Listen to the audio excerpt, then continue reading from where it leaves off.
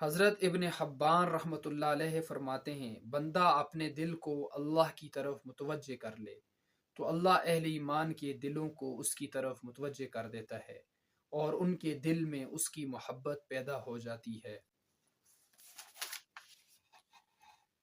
اسی سلسلے میں حضرت ابو ہریرہ رضی اللہ عنہ روایت کرتے ہیں، رسول اللہ صلی اللہ علیہ وآلہ وسلم نے فرمایا، اللہ جب کسی بندے سے محبت کرتا ہے تو جبرائیل سے کہتا ہے، میں فلاں بندے سے محبت کرتا ہوں، تم بھی اس سے محبت کرو۔